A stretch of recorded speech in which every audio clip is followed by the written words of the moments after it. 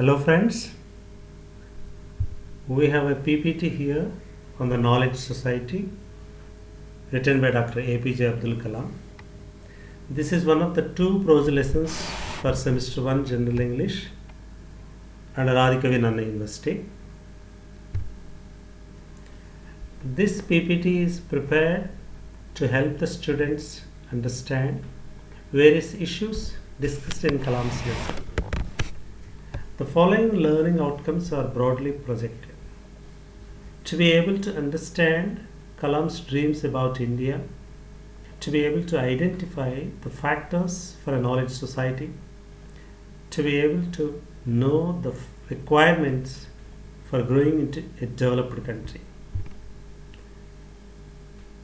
Here is the image of Dr. Abdul Kalam, who is often referred to as the missile man of India. Let us see a few biographical details of Kalam. Kalam was born on 15th October 1931 in Rameshwaram and died on 27 July 2015 in Shillong. We know he is an outstanding scientist and served as 11th President of India. He received many awards, including the highest civilian award, Bharat Ratna, from the Government of India. He has authored a few books, of which India 2020, Wings of Fire, Ignited Minds are the notable ones. The present lesson is extracted from Ignited Minds. You can see the image of the cover page. Let us see the conceptual points from the lesson with illustrating examples. Ancient India, particularly ancient Indian society, is an advanced knowledge society. But we were ruled by the foreigners for centuries. And this long foreign rule killed the creative spirit of the Indians. That's why Kalam feels it's essential now to revive that spirit of innovation and create a knowledge society again. Following are the factors for knowledge society according to Kalam. Number 1, the ability to create knowledge.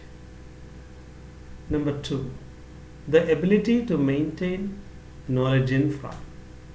Number 3, the ability to enhance skills. And number 4, the ability to increase productivity. These are the factors for knowledge society. And usually knowledge results in many positive things as follows. Using technology fully and properly leads to societal transformation and wealth creation. See, technology is a consequence of knowledge of the nation. So it leads to societal transformation and it creates wealth. We can see the process of transformation in one sector, that is transport. Once we used to carry the loads on bullock carts, but now with the help of technology, thanks to industrial revolution, we have lorries, tractors to carry huge loads today. We can see here the process of transformation in agriculture. Once upon a time, people used to reap and harvest, and in place of the labor workers, now we have a harvesting machine which completes a lot of work in just hours time. And let's see the process of this transformation in governance. So in place of on-site view, we can have virtual view of the developmental work now sitting in one's chamber. It saves a lot of time and money for the rulers. Kalam wishes that all sectors like health, education, agriculture, etc. must follow this process and improve national competencies. What is Kalam's dream that he has referred to in the present lesson? Let us see. India is a developing country now, we all know. But he wants to see India as a developed country, which can be realized with knowledge society, he strongly believes. Then what are the requirements for changing India into a developed country? Let us see.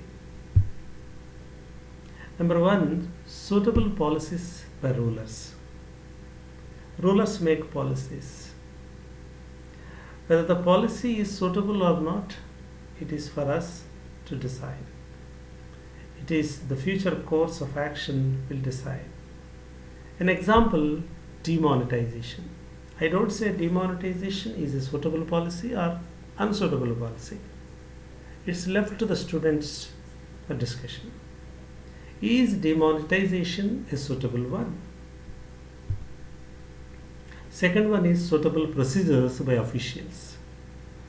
For example, RTC bus passes can be issued online to avoid these queues. We have students long queues in the first week of every month. We can avoid these queues by adopting suitable procedures. We will adopt these procedures, officials. And the third one is regulatory methods must be changed. We don't have proper regulatory methods in India. For example, if you throw dust on road in any Western country, usually it's clicked and a penalty notice comes home. We can follow such strict measures in India too. And the fourth one, right partners need to be identified. See, we are living in a globalized world. We cannot grow alone. We need to have partnership with suitable countries, with right countries. See, there are three images, India, Pakistan and United States of America. You can understand who are the right partners. And the fifth one is increase industry, lab, academia linkages. See, what are the needs of the industry? The academicians must find out, and in tune with their needs, the curriculum must be framed. And what are the needs of the industry and what are the needs of the society? The scientists in the lab must find out, and their experiments and the results of their experiments, the success of their experiments in the labs must be helpful to the society and to industry. So this way we can increase the linkages between industry and the labs and academic institutions. And the sixth one is take measures for knowledge protection. In India, to protect traditional knowledge, we have a system here. Traditional Knowledge Digital Library for the protection of India traditional knowledge. So in this way, for the protection of knowledge, we should have proper infrastructure. And the seventh one, young and dynamic leaders must be created. We need suitable dynamic leaders to drive the country ahead. Let's see a few examples from the public life. Here is Mr. Narahari, an ICDS officer. He is the man behind Ladli Lakshmi Yojana scheme, which ensures depositing certain amount in the name of each female child born. This scheme was launched to ensure the lives of the female children. And this scheme inspired many schemes like Beti Padhao, Beti Bachao, etc. And he is Mr. Armstrong Pame, an IAS officer. He is called the Miracle Man of Manipur. He laid roads connecting 31 villages and interconnecting neighboring states after 45 years of state formation. Prior to this Pame, there are many IAS officers who have worked there in that village. But after 45 years of this state formation, here came a man who connected 31 villages. By connecting 31 villages, he interconnected the neighboring states even. Great task. MCQs, multiple choice questions for assessment, and e-content for reading are also provided in other formats in my blog. Please visit that. Thank you. Good luck.